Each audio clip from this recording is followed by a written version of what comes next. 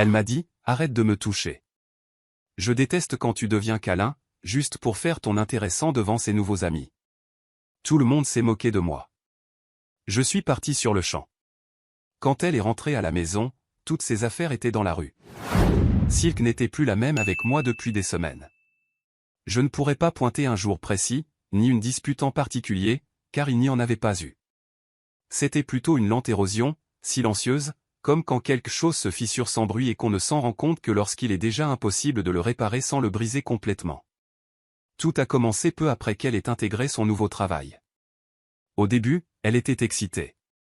Elle rentrait à la maison en racontant chaque détail, parlant d'opportunités, d'évolution, du fait qu'elle avait enfin l'impression d'être entourée de gens ambitieux. Je l'écoutais avec attention, comme toujours. J'étais fier. Oui, elle était frustrée depuis longtemps par son ancien boulot, et la voir enthousiaste me faisait plaisir. Je pensais que ce changement nous ferait du bien à tous les deux. Mais avec cet enthousiasme est arrivé autre chose. Elle a changé sa façon de me parler. Ce n'était pas de la grossièreté, mais de la distance. Avant, elle m'envoyait de longs messages dans la journée. Maintenant, c'était des réponses brèves. Des émoticônes isolés. Puis, les silences. Elle a commencé à prendre plus de temps à répondre, parfois des heures. Et quand elle rentrait, elle avait l'esprit ailleurs. Son téléphone toujours à proximité, toujours déverrouillé, mais seulement pour elle. Elle a aussi changé sa façon de réagir quand je la touchais. J'avais toujours été affectueux, pas de manière excessive ou intrusive, simplement proche. L'enlacer par derrière quand elle cuisinait, lui prendre la main quand nous marchions, poser ma tête sur son épaule quand nous regardions quelque chose. Notre relation avait toujours été comme ça depuis le début. Cela ne l'avait jamais dérangée, au contraire, c'était souvent elle qui cherchait le contact. Jusqu'à ce qu'elle arrête. D'abord, ce furent des remarques douces. Pas maintenant. Il fait chaud. Je suis fatigué.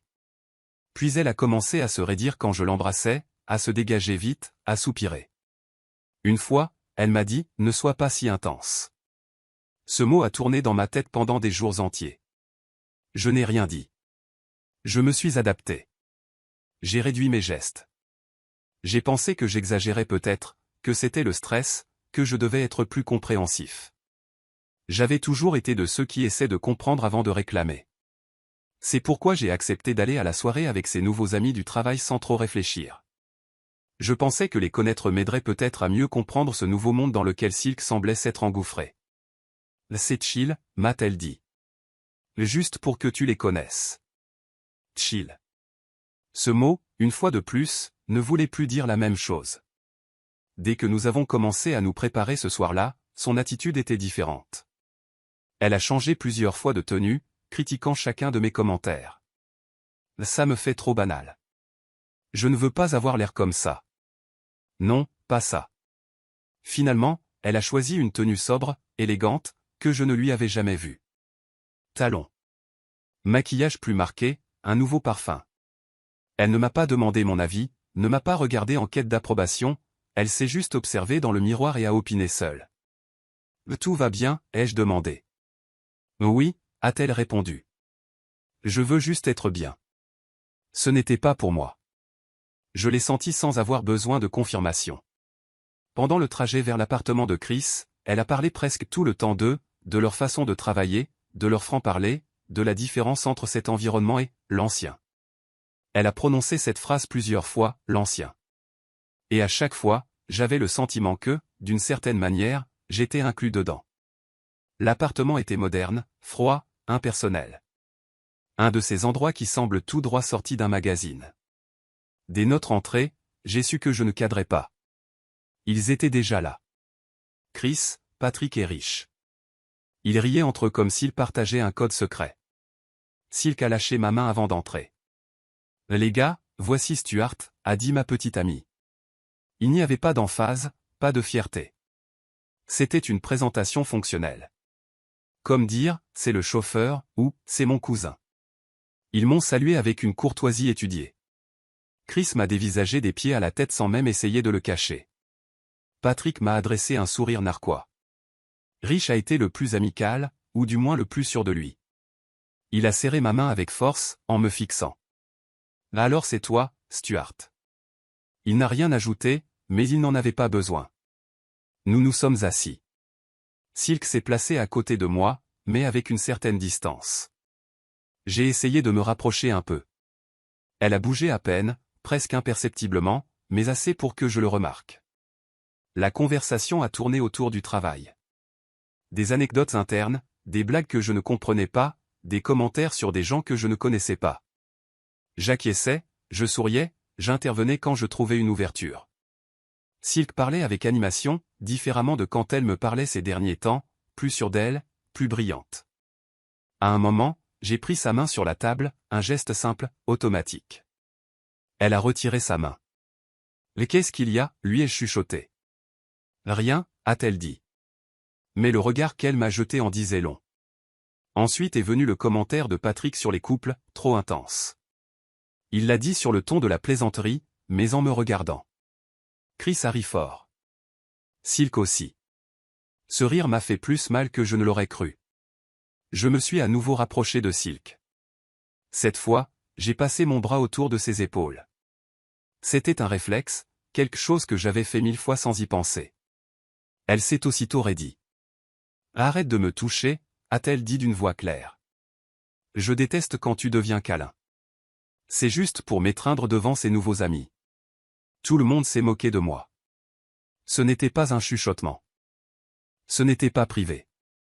C'était direct, public, définitif. Le silence a duré à peine une seconde, puis les rires sont arrivés. Des rires francs, complices, pas nerveux ni gênés. Des rires moqueurs. « Waouh » a dit Patrick. Ça, c'était direct. « Les limites sont les limites », a commenté Chris en levant son verre.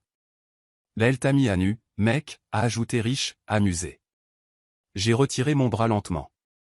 Je sentais mon visage brûler. Mon estomac était noué. J'ai regardé Silk, espérant une réaction, des excuses, un geste pour adoucir la situation. Il n'y a eu rien. Elle continuait à parler à Chris comme si je n'existais pas. « Au travail, on apprend à marquer la distance », disait-elle. Tout contact n'est pas nécessaire. Contact inutile. C'est ainsi qu'elle appelait quelque chose qui, pendant des années, avait été normal entre nous. La conversation a continué à tourner autour du même thème. Les couples, l'image, l'importance de savoir se comporter. Chaque commentaire était une couche supplémentaire d'humiliation. J'étais là, assis, à les écouter me disséquer devant ma propre petite amie. Et elle, non seulement ne me défendait pas, mais elle était d'accord. Pendant qu'il parlait, je me souvenais. Je me souvenais de Silk s'endormant dans mes bras, disant que mon contact l'apaisait, me cherchant dans les pièces. Je me souvenais qu'elle ne m'avait jamais demandé de changer ça. Jusqu'à maintenant. Je me sentais déplacé, petit, ridicule, comme si soudain ma façon d'aimer était quelque chose de honteux. J'ai regardé Silk. Elle était penchée vers Rich, riant de quelque chose qu'il lui disait à l'oreille. Un rire complice, intime, le même rire qui, avec moi, avait commencé à se faire rare. À ce moment-là, j'ai compris que quelque chose s'était brisé. Je ne savais pas encore ce que j'allais faire. Je ne savais pas encore comment cette soirée allait se terminer, mais je savais que cette moquerie, je ne l'oublierais pas. Et je savais que ce n'était pas seulement une réunion gênante, c'était un signe. Un signe que je ne pouvais plus ignorer. J'ai demandé à Silk que nous parlions en privé, presque sans y penser. Ce n'était pas une demande douce ni romantique. C'était plutôt un besoin physique, comme quand on sent que si on ne sort pas pour respirer, on va étouffer sur place. Je me suis levé un peu de ma chaise et me suis penché vers elle. « Silk, on peut parler un moment ? En privé ?» Elle m'a regardé avec agacement, comme si je venais d'interrompre quelque chose d'important. Malgré tout, elle a accepté d'un hochement de tête. Un instant, a-t-elle dit aux autres. On revient. Chris a levé un sourcil avec un sourire narquois.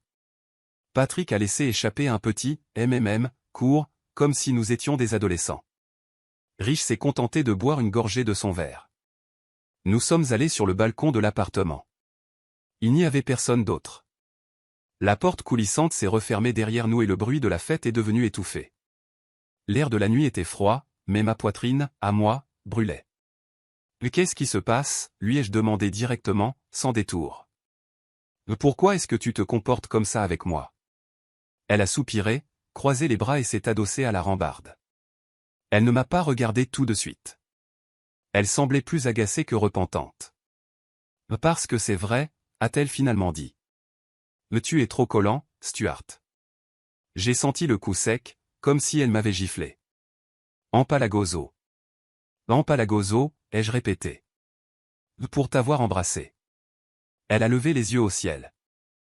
Tu ne peux pas me ficher la paix une seule soirée, a-t-elle ajouté. C'est si difficile. C'est ça qui m'a fait le plus mal. Me ficher la paix. Comme si j'étais une nuisance. Comme si ma présence était quelque chose qu'elle devait tolérer, pas choisir. Alors dis-moi une chose, ai-je dit en essayant de garder la voix ferme. Pourquoi est-ce que tu devais le dire devant eux? Là, elle a hésité une seconde. Juste assez pour que je le remarque. Je ne sais pas, a-t-elle répondu. Je l'ai juste fait. Oublie ça. Elle s'est approchée un peu plus. Elle a baissé la voix. Sérieux, Stuart. N'en fais pas tout un plat. On retourne à la soirée. Je la regardais et je ressentais quelque chose d'étrange, un mélange de tristesse et de désarroi. Ce n'était pas la Silk que je connaissais. Ou peut-être que si, et je ne faisais que la voir enfin en entier. Si tu veux, a-t-elle ajouté soudain, serre-moi un peu dans tes bras pour que tu ne te sentes pas mal, mais juste quelques minutes. Je suis resté silencieux. Si tu veux. Juste quelques minutes. Comme si elle me faisait une faveur, comme si le contact entre nous avait maintenant une durée limitée, chronométrée. J'ai senti un nœud dans ma gorge. Je n'ai rien dit. Pas parce que j'étais d'accord, mais parce que je ne savais pas quoi dire sans paraître pathétique. J'ai acquiescé à peine, plus par inertie que par volonté. Nous sommes rentrés. La musique jouait toujours, les rires aussi. Personne ne s'est excusé, personne n'a baissé le ton. Au contraire, il semblait que mon absence avait servi à aiguiser les commentaires. Je me suis rassis, cette fois à plus de distance. Je me sentais mal à l'aise, comme si je devais maintenant mesurer chaque geste, chaque mouvement. J'ai pensé quelque chose que j'avais honte d'admettre, même à moi-même, maintenant, je dois mendier pour pouvoir embrasser ma petite amie. Patrick a repris la conversation comme si de rien n'était.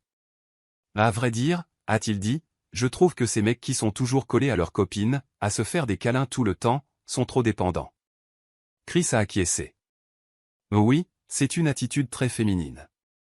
Silk a bu une gorgée de son verre, elle n'a rien dit. J'ai senti quelque chose se serrer en moi, mais ça n'a pas encore explosé. Rich est intervenu aussitôt avec un sourire en coin. Oui, mais bon, qu'est-ce que tu veux y faire, a-t-il dit. Il y a des hommes avec un taux de testostérone bas, sans remède. Les rires ont fusé immédiatement, plus fort qu'avant, plus assurés. Je n'ai pas bougé, je n'ai rien dit. J'ai regardé mon verre. J'ai pensé à me lever et à partir. J'ai pensé à ne rien faire. J'ai pensé à Silk. Tranquille, a ajouté Rich en me regardant. Je ne parle pas de toi, Stuart. Tu es juste un bon garçon. Ça, c'était pire. Bon garçon. Tout le monde a ri à nouveau. Patrick se pencha vers l'avant. Chris a failli s'étouffer de rire. Et Silk. Silk riait. Pas nerveusement, pas gênée. Elle riait ouvertement, détendue, profitant du moment. C'est là que quelque chose a changé en moi. Ce n'a pas été une explosion immédiate. C'était plutôt comme lorsque tu arrêtes de sentir la douleur parce que tu as dépassé une certaine limite. Je suis resté immobile quelques secondes de plus. Je les ai observés. J'ai observé ma petite amie riant de moi, cible de la blague. J'ai observé comme personne ne pensait à s'arrêter. Je me suis levé. Le bruit de la chaise qu'on tire a fait taire les rires un instant. Vous savez quoi, j'ai dit. Cette soirée est une connerie. Silence bref. C'est devenu une séance de moquerie juste parce que j'ai pris ma copine dans mes bras, j'ai continué. Alors je m'en vais. Et là, ils ont ri à nouveau. Plus fort. Quel comédien, a dit Silk entre ses rires. C'est censé être moi la fille de la relation. Plus de rires, des tapes sur la table, des regards complices. Je me suis tourné vers elle. Je l'ai regardée fixement. Pas avec haine. Avec une clarté froide. Tu sais quoi, Silk, j'ai dit. Va te faire un maître. C'est fini. Le silence, cette fois, était différent. Plus lourd. Silk a froncé les sourcils. Ah, comment ça, c'est fini, a-t-elle dit. Ne sois pas ridicule. On vit ensemble. On ne peut pas rompre, et encore moins pour une connerie. Pour moi, ce n'est pas une connerie, ai-je répondu. Et qu'est-ce que tu vas faire, a-t-elle demandé, provocante. Tu vas me foutre dehors de notre appartement. J'ai ri. Un rire sec, bref. Notre, j'ai dit. L'île est à moi seul. C'est moi qui paie le loyer. Elle est restée silencieuse. Tu as jusqu'à minuit ce soir, j'ai ajouté. Pour sortir toutes tes affaires. J'ai regardé l'heure. Il était 21h. Patrick a brisé le silence. Tu l'as dit, riche, a-t-il lâché. Les typiques de l'homme à la testostérone basse. Je l'ai regardé. Patrick, j'ai dit. Avant de te moquer de la testostérone de quelqu'un, va vérifier la tienne. Cette voix que tu as, elle ne sonne pas très différente de celle que tu devais avoir à 13 ans. Patrick est devenu sérieux. Son sourire a disparu complètement. Il avait toujours eu une voix aiguë et tout le monde le savait. Silk a fait un pas en avant. Mais tu vas le regretter, Stuart, a-t-elle dit. Cette crise de colère va te coûter cher. J'espère que quand je rentrerai à la maison, tu auras des excuses à me faire. Elle m'a regardé comme si j'étais un enfant qui faisait un caprice. Maintenant, va-t'en, a-t-elle ajouté. Et laisse-nous profiter de la soirée. Je n'ai pas répondu.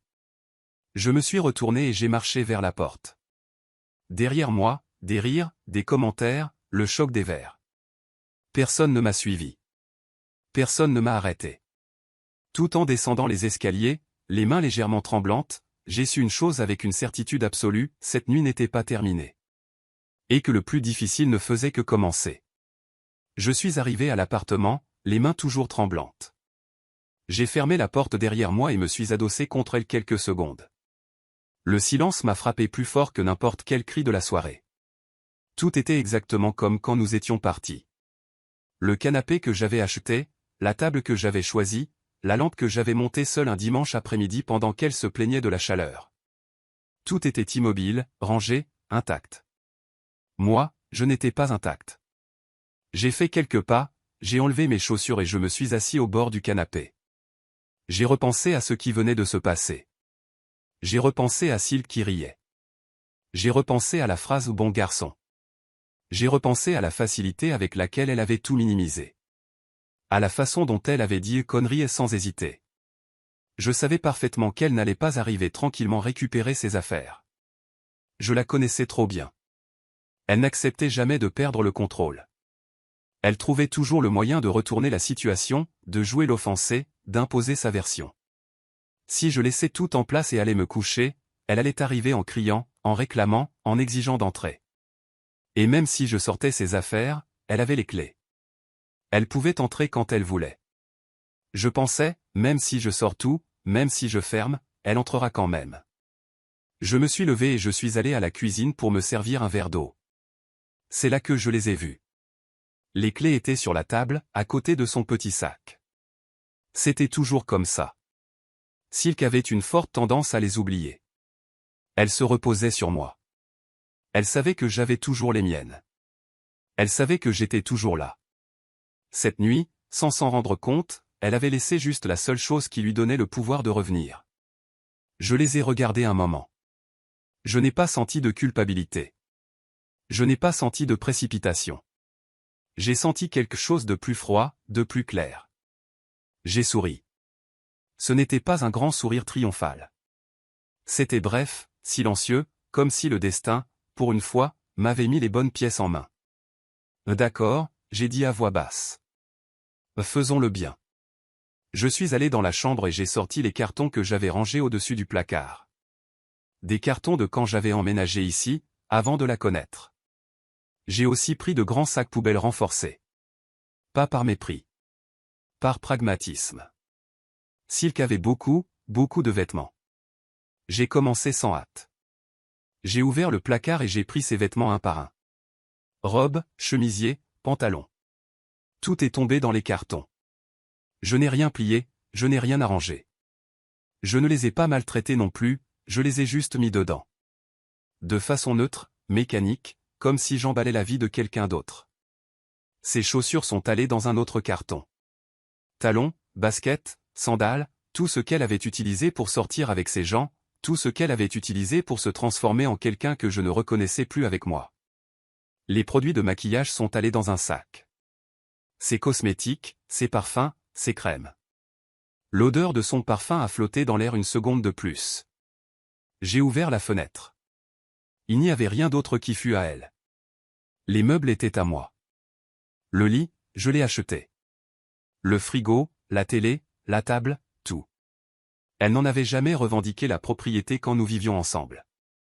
Elle n'avait jamais parlé de notre propriété jusqu'à ce qu'elle ait besoin d'utiliser ce mot comme une arme. J'ai sorti les cartons dans le couloir. Je les ai alignés devant la porte. J'ai fermé la porte à clé et j'ai tourné la clé une deuxième fois, juste pour le ressentir. Il était presque 22 heures quand j'ai terminé. Je me suis assis sur le canapé et j'ai éteint les lumières. Je ne voulais plus penser. Je ne voulais pas l'imaginer arriver. Je ne voulais pas anticiper. Vers 2 heures du matin, les coups ont commencé. D'abord doux, puis fort, puis désespéré. Elle hurlait. « Ouvre la porte !» Je n'ai pas répondu. Elle a frappé encore et encore. Elle a commencé à donner des coups de pied, à insulter. « T'es un imbécile. Ouvre tout de suite. Tu ne peux pas faire ça. » Je suis resté assis dans le noir. Mon cœur battait fort, mais je n'ai pas bougé, je n'ai rien dit. Le silence était la seule chose qu'il me restait. Quelques minutes plus tard, un voisin a ouvert sa porte. « Taisez-vous » a-t-il crié. « Je vais appeler la police. » Silk a baissé le ton, mais n'est pas partie. Elle s'est mise à pleurer. Des pleurs bruyants, exagérés, les mêmes qu'elle utilisait quand elle voulait retourner une situation. « S'il te plaît, Stuart, disait-elle. Pardonne-moi. Parlons. Ouvre juste. » Je n'ai pas répondu. Les minutes ont passé. Les coups se sont espacés. Puis les insultes sont revenues, puis les pleurs à nouveau, tout cela par cycle. Je regardais l'heure. À 5 heures du matin, on n'entendait plus rien. Je ne savais pas si elle était partie ou si elle était simplement assise dans les escaliers. Ça ne m'importait plus non plus. Je me suis couché sans enlever mes vêtements. Je n'ai pas beaucoup dormi. Le lendemain, vers midi, mon téléphone a sonné. C'était un numéro non enregistré. J'ai répondu. « C'est Stuart » a demandé une voix masculine, furieuse. « Oui. Je suis le père de Silk. Tu sais ce que tu as fait? Pour qui tu te prends? » Je ne l'ai pas interrompu. Il a déversé tout. Que j'étais un abuseur, un immature, comment j'avais osé laisser sa fille à la rue, que j'allais le regretter. Quand il a fait une pause pour reprendre son souffle, j'ai parlé. « Votre fille ne m'a pas respecté. Elle s'est moquée de moi devant d'autres. Elle m'a humilié. Et ce n'était pas la première fois. Ça ne justifie rien, a-t-il hurlé. Pour moi, si, ai-je répondu. Et elle mérite ça, et plus encore. Il y eut un silence. Ne me rappelez plus, ai-je ajouté. J'ai raccroché. Les jours suivants ont été étranges. Pas silencieux comme je l'avais imaginé, mais bruyants d'une autre façon. Silk n'est pas revenue à l'appartement, n'a pas tenté d'entrer à nouveau, mais elle est apparue ailleurs. Partout où elle pouvait être vue. Elle a commencé à poster des vidéos sur ses réseaux. D'abord une, puis une autre, puis une par jour. Toujours avec la caméra proche, une lumière douce, les yeux rouges mais bien maquillés. Elle pleurait de façon posée, mesurée, pas comme elle pleurait vraiment quand quelque chose la touchait, mais comme quelqu'un qui sait quand respirer pour que l'alarme soit parfaite. Les phrases étaient toujours similaires. On ne sait jamais ce qu'on a avant de le perdre. Le vrai amour n'apparaît qu'une fois. Ne sois pas comme moi, et poursuis-le avant qu'il ne soit trop tard. La vie te donne des leçons dures, et celle-ci fut la mienne. Elle ne prononçait jamais mon nom. Elle ne parlait jamais de ce qui s'était passé. Elle ne mentionnait pas la moquerie, l'humiliation, les rires. Elle laissait juste clairement entendre qu'elle était brisée, qu'elle avait perdu quelque chose de précieux, qu'elle était une victime de ses propres décisions, ou de quelqu'un d'autre, selon qui interprétait le message. Les gens répondaient comme on pouvait s'y attendre. Des commentaires de soutien, des cœurs, des messages du style « Tu mérites mieux », ses nouveaux amis, surtout du travail, lui laissant des phrases profondes comme s'il la connaissait depuis toujours. Je n'ai rien fait. Pas de réaction, pas de commentaires, pas de j'aime, pas de partage, pas d'indirect. Je n'ai rien posté. Pas de phrases cryptiques, pas de stories tristes. J'ai simplement continué ma vie, ou du moins ce qu'il en restait à ce moment-là. Elle m'a envoyé des messages que je n'ai pas lus. D'abord longs, puis courts. Elle est passée du reproche au pardon sans étapes intermédiaires. On peut parler comme des adultes. Tu es allé trop loin, mais moi aussi j'ai fait des erreurs. Notre relation me manque. Je n'ai pas répondu. Une nuit, presque une semaine plus tard, un numéro inconnu m'a appelé. J'ai hésité quelques secondes, mais j'ai répondu. Stuart, a dit sa voix. C'était Silk. Je voulais juste entendre ta voix, a-t-elle ajouté rapidement. Tes câlins me manquent. Je n'ai pas soupiré. Je n'ai pas ressenti de nostalgie. Je n'ai pas ressenti de colère. Juste de la fatigue. À vrai dire, lui ai-je dit, rien ne me manque. Silence. Peut-être que ma testostérone n'était pas si basse, après tout. Je n'ai pas attendu de réponse. J'ai raccroché. J'ai bloqué le numéro. Après ça, elle a cessé d'appeler. Les vidéos ont continué un moment, avec de moins en moins d'interactions. Finalement, elles ont changé de ton, moins de pleurs, plus de phrases sur les nouveaux départs, comme si rien ne s'était jamais passé. J'ai appris quelque chose d'important, même si je n'aime pas le dire comme une leçon. Quand quelqu'un commence à avoir honte de la façon dont tu aimes, il ne veut pas que tu changes. Il veut que tu disparaisses. Commentaire Monsieur Reddit. Donc, résumons. Si tu es affectueux, on te traite de faible testostérone. Si tu mets fin à une relation toxique avec fermeté, tu es un abuseur. Et si tu refuses de jouer le jeu de l'humiliation publique, tu fais un caprice. Félicitations, les gars, vous venez de découvrir le niveau expert du gaslighting. La morale de l'histoire ?